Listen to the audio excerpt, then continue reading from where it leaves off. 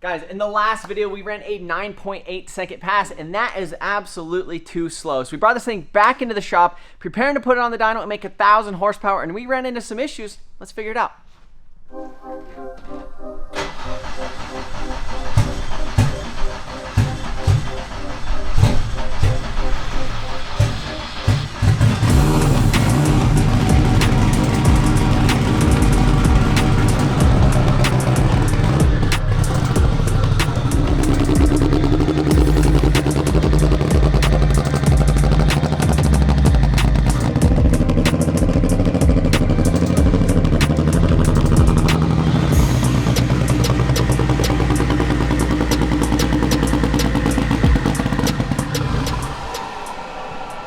All right, Lambo Killer is back in the shop. Last time we took this thing to the track and we ran a 9-second pass, and our goal is an 8-second pass. But in order to do that, we need to turn the boost up. We could have turned it up at the track, but I would like to get it on the dyno. But we have some other parts that I want to get installed on this thing, and I'm pretty excited to show you guys that. So we're gonna, I guess I'm gonna get out of the car and I'm gonna show you the parts that we're gonna install.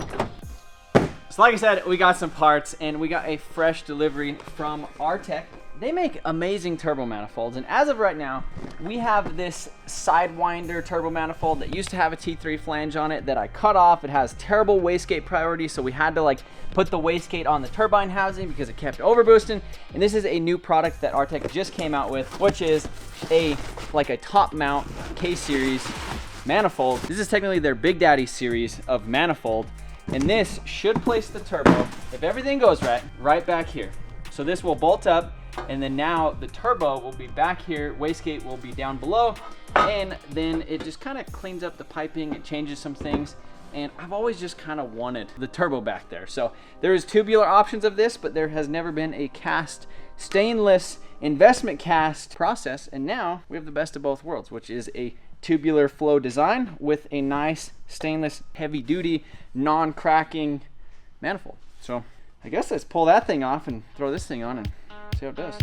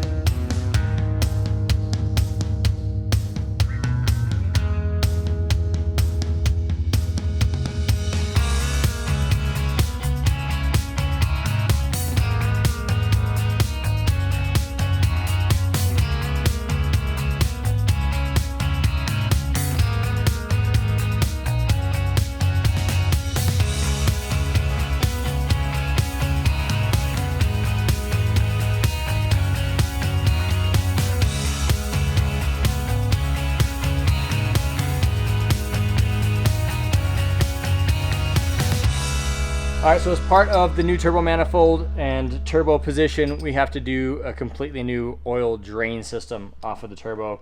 What we had here is a steel fitting, a little bit different than what we had originally because we needed a longer section here to get away from the compressor, to get underneath the compressor. We're gonna use this section here, but obviously it's meant for a clamp, a hose, just a basic setup. We went ahead and had a fitting in hand, cut off the barb fitting on that one, and now the idea is we're gonna weld these together. Problem is that these are coated cadmium, some kind of zinc plating, and it doesn't weld very well. I can kind of come in there with a flap disc or something and try to grind it back. That takes effort, and it still isn't that good. So we need some science, and we have muriatic acid here. We're actually gonna dip the parts in here, leave them in for a couple seconds, and it will completely strip off the finishes, give me a nice clean, uncontaminated weld. Gotta be very careful because it is a very strong acid.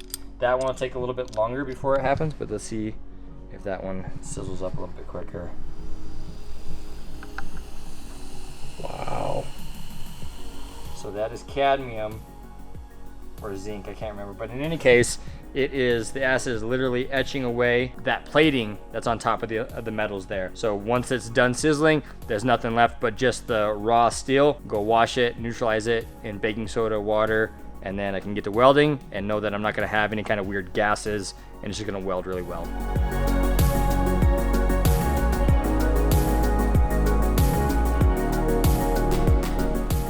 Yeah, so it's gonna be really hard to tell. The plating that's on here is a little bit shinier than the dull metal, but you can kind of just faintly see, that's kind of hard to tell in the grooves of, you know, the barb fitting there, but where it goes dull to shiny, that's basically where the material is ended. I'm not gonna strip the whole piece just so I get a little bit of rust resistance. We'll probably paint it when it's done, but that makes it really turn out nice. So we're gonna move on to the next thing. I think it's gonna be intercooler piping at that point.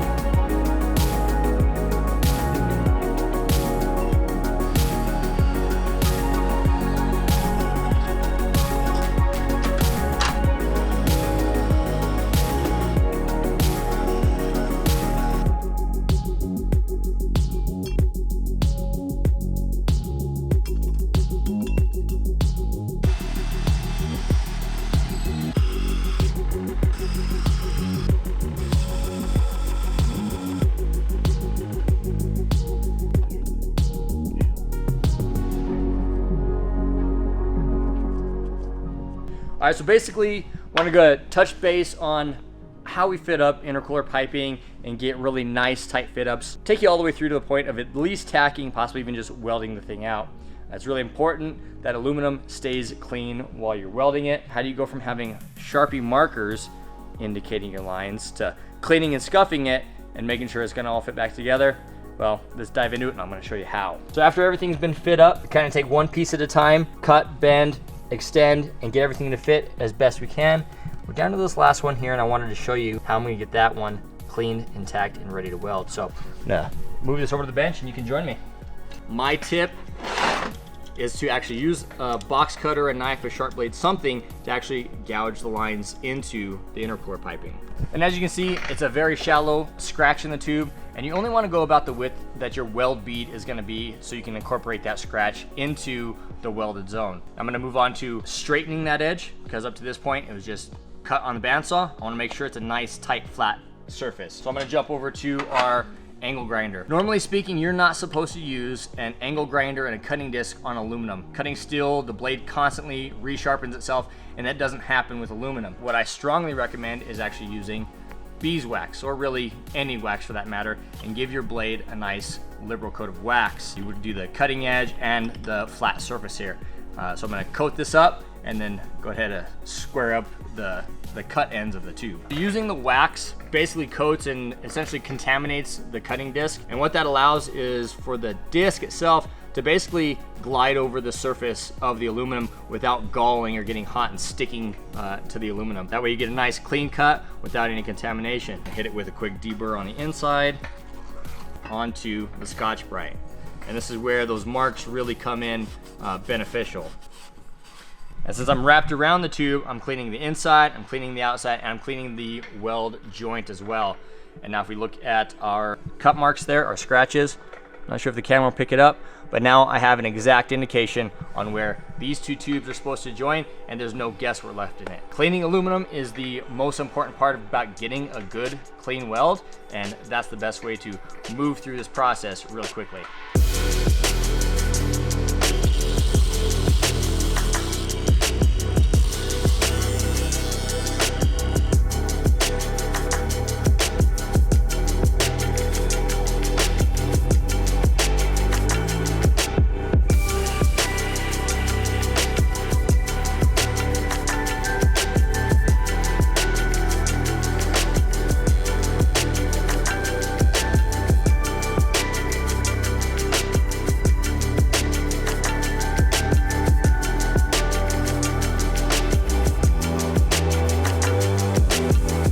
so we went ahead and pulled the old hood off the shelf, and it has some pre-existing, I don't know, witness marks, we'll say. That old wastegate, old exhaust. We're not necessarily going to be in those spots exactly, so we got to try to make it work. I'm going to go ahead and bolt on the hood now. That'll kind of point me in the right direction for where we're going with the exhaust. Exhaust is obviously going to go in the same spot, but I think I'm going to move it a little bit further to the passenger side.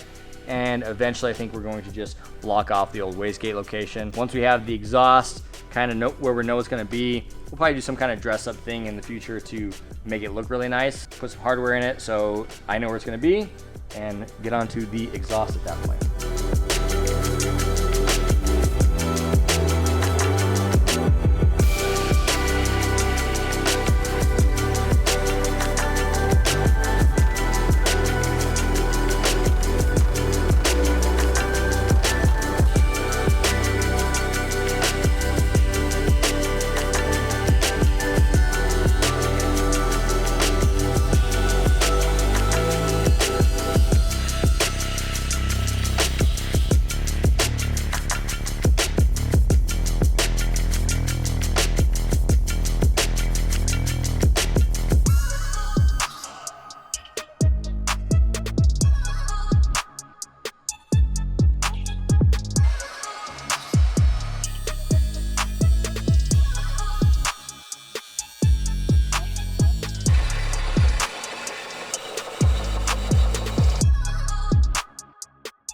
All right, so a little progress. We cut off the old Turbo Smart wastegate flange in favor of, I think it's a, I don't know, tile wastegate that's on there. Might change up to a Garrett. I think they share a flange. We have a wastegate that we can bolt on, so I'm gonna get that going. Turbo system going all back together now, and then we can find out where the exhaust is gonna exit for the wastegate itself. And then we get to kind of move on to how we're gonna kind of clean up the hood from existing old holes from wastegates and exhaust, and kind of what our plan is from there. So turbo back on, wastegate on, charge pipes. This could technically be the last time all of this comes off. Yeah, I guess that's pretty much where we're at, putting it all back together for the last time.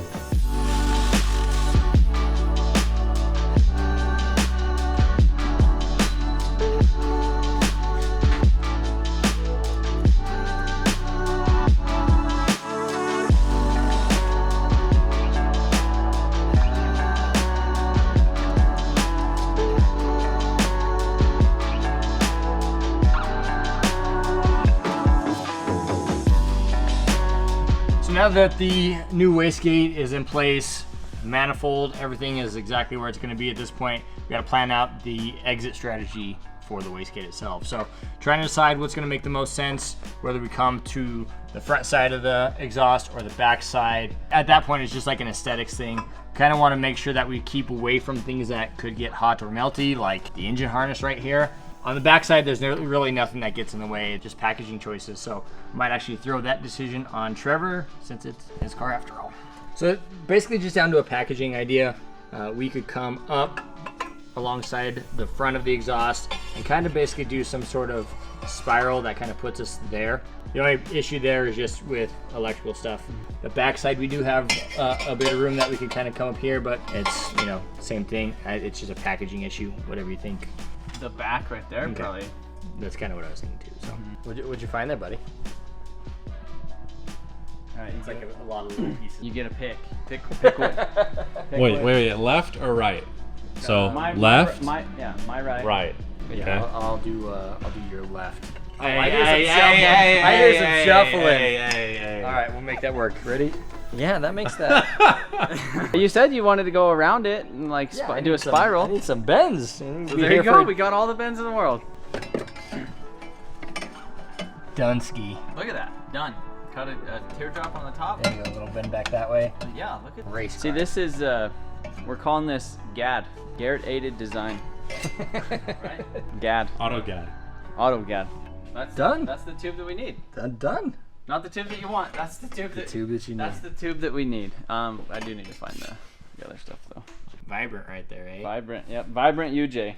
If you ever want to yell at at yourself, like if you're like, hey, you need to stop buying project cars, like. But actually, more so, it's like this. Hey, you need to stop buying project cars, but like, it just goes past the ear and back. This is what we need. That's what we got. Hey, Trevor. It's like, hey, Trevor, you should buy that.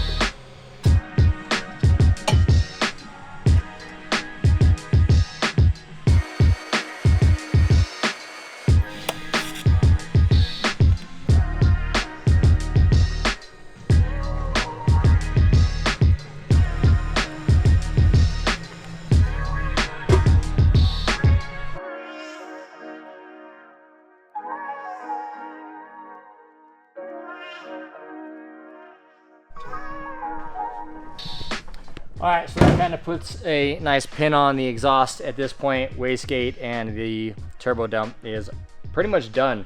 The only reason it's not all bolted up is we're gonna do a little bit of change up on the wastegate, how the vacuum lines are. So tomorrow morning, we're gonna knock that out, and then all of the turbo system's done. But one thing we want to touch base on is something that we kind of are playing around with here and sharing some ideas between us about hood vents. There's gonna be a lot of heat at the back side of the motor up against the firewall there, and we're also using an older hood that already had some existing holes from wastegates and exhaust and stuff like that. Our idea is, instead of just doing simple trim rings or a cover plate on old holes that we're not going to use, we're actually going to design and make a hood louver setup that includes a trim ring for the exhaust here, but also gives us the opportunity to put in a louver system, however big or small we want. Basically be able to cut that in and rivet it onto the hood and give us some nice ventilation at the back side of the motor there, and clean up and hide some of the holes from existing work that was done in the past. So I think tomorrow that's going to be the big thing on the agenda. We'll do a little bit of design work with that and then get it off to have it laser cut.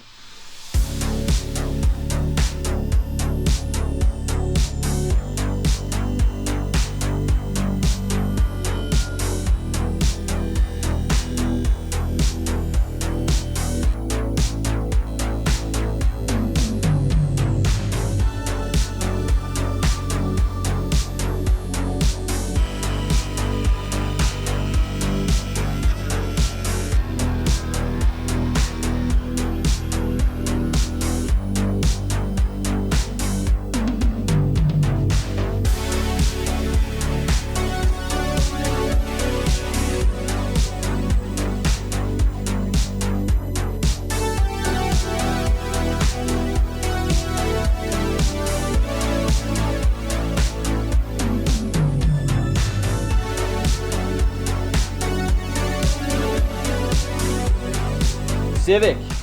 Look at this thing. It's just like dialed in. It's buttoned up. All the things are happening.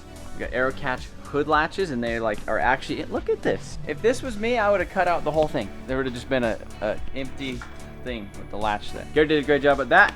But now I want to fire this thing up and see how it sounds with the new exhaust and turbo manifold and all the stuff. So I guess it's fired up.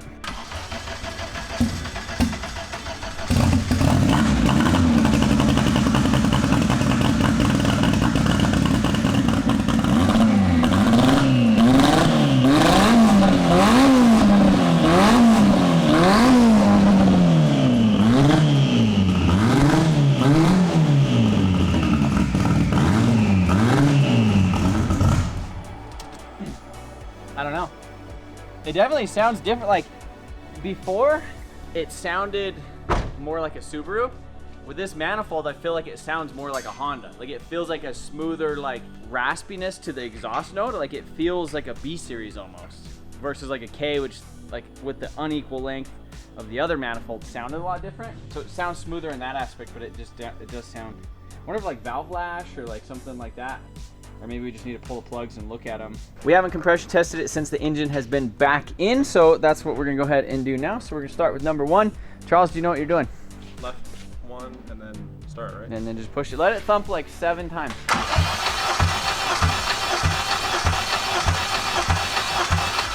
Okay, we're at like 92. All right, you like 92? I don't know if I like 92 either, but we have VTEC killer cams, we have overlap things, we got, I don't know. Go ahead again.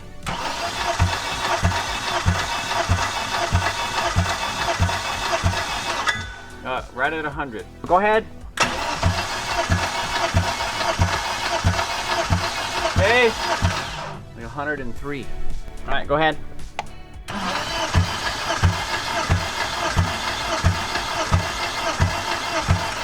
102. So it's consistent. I'm kind of wondering if it's just time to adjust the valves. Yeah. I mean, maybe a valve lash adjustment. I want to go ahead. There's a setting in the ECU where you could test individual outputs. So we could test each coil, we could test each injector, and see if they are firing on each deal. So we'll do that. Make sure that there's no like wire that isn't like fully connected. Other than that, we're going to check spark on all the coils at the same time, right? And then we will do, I guess at that point, then we might like a clogged injector. Something like that, which would be weird. Got me, yeah, at this point, yeah. We pulled it out of the trailer in here and it was fine. Yeah. now it has a little thump, so we're figuring it out. So remember the headliner in this car? I told you that every emotion.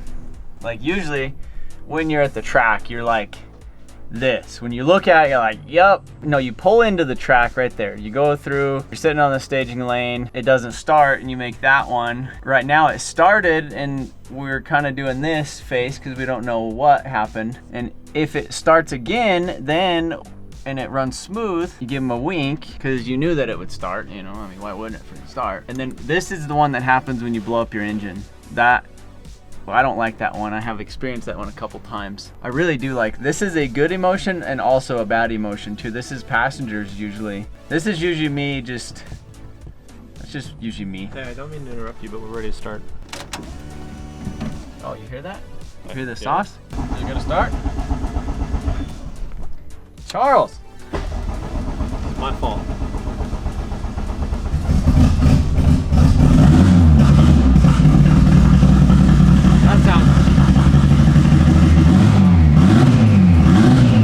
I don't know, it's kind of still there.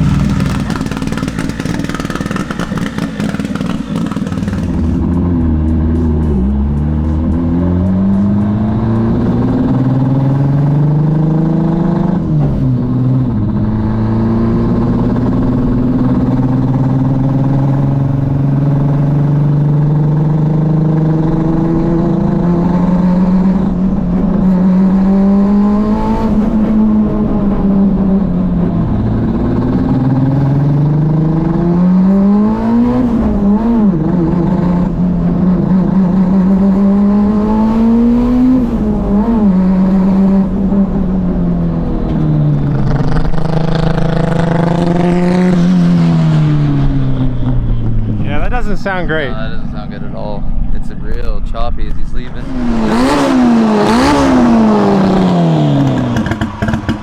do you think? Below 7,000 RPMs, it just feels like crap. It sounds like crap. And it like kind of did that a little bit before, but not as bad. Turbo sounds like it's like spooling, like I could hear it like more. So I think it's gonna like the manifold, but we need just to figure the thing. It's weird. Injectors are working, maybe a clogged one, because it could still tink. It has spark, it has compression. I just don't know what would change, because nothing electronically is wrong. It just sounds different.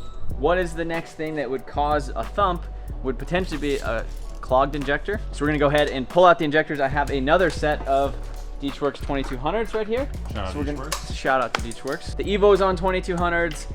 This is on 2200s. What else is on 2200s? Supra is gonna be on 2200s. So technically I have another set of 2200s over there. We had fuel lines things off. This thing's been, literally this E85's been in it for a little while. We put some fresh in it. No signs that anything was like bad with it, but who knows? Maybe something just kind of got on the injector, gummed it up. Maybe one of the spray patterns is a little bit less than the other one. So we're just gonna do a hot compression test, then replace the injectors with the other ones, test it, see how she's good, and then if all else is good, we're gonna turn it up on the street. Good. Sounds a little different. Like a little, but I mean the starter and the flywheel and the twin disc and go ahead.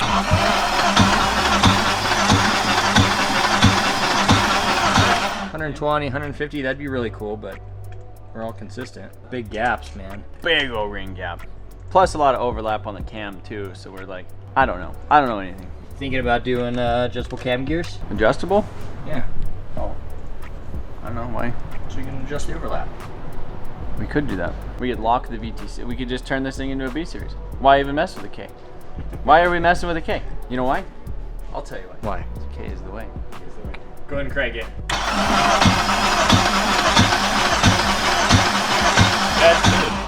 Spot on.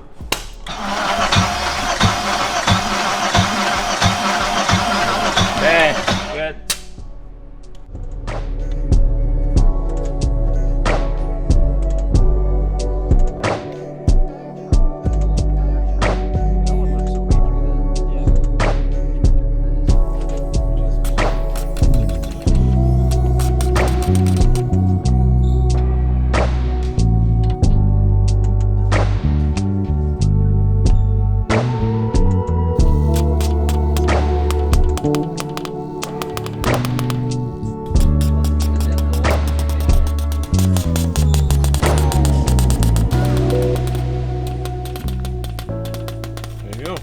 good to go. All right, so now we just gotta swap some things onto this guy. We're good to go.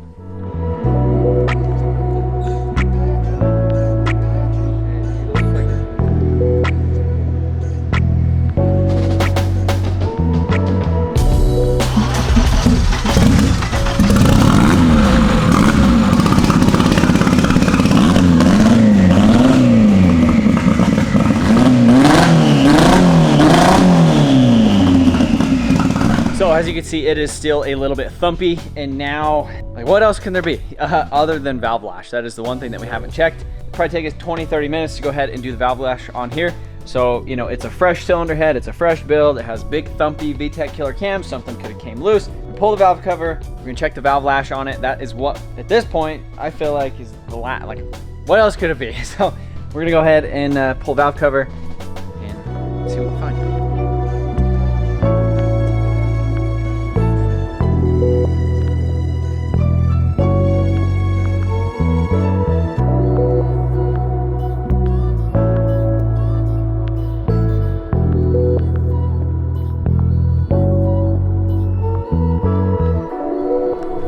The valve lash and everything looks good. A couple of them were a little bit loose, but nothing was tight enough to actually make us lose compression.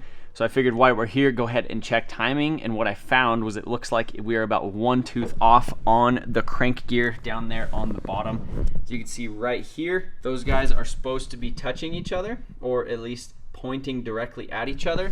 And then with this gear right here, that is supposed to be pointing at that arrow. So we are at least 1 tooth off, and I believe it is on the crank gear. Dry Cartel actually makes a timing guide that goes around the oil pump gear on the bottom, or around the crank gear on the bottom, that prevents it from slipping. Technically, I think with a stock tensioner and big valve springs and a big VTEC, like VTEC killer cam, if the engine was ever rotated backwards for any reason, it could potentially give it a little slack and have it pop 1 tooth off, and I think that's exactly what we did. So I went ahead and I ordered that stuff, and we're gonna get that installed in the next video. So we're gonna get an upgraded tensioner, as well as the little keywayed cam gear and the guide that goes around it to hopefully prevent this. We're trying to do this thing right, and I don't want to rush it, and I want to get this thing on the dyno, making some good power, and actually making a good pass. So super stoked on the RTEC turbo manifold, how everything kind of lined up over here. We got some cool stuff coming in the next video for this thing, and hopefully we should have all the parts, this thing running perfectly on the dyno and ripping. That's it for this video, guys. Appreciate you watching. See you in the next one.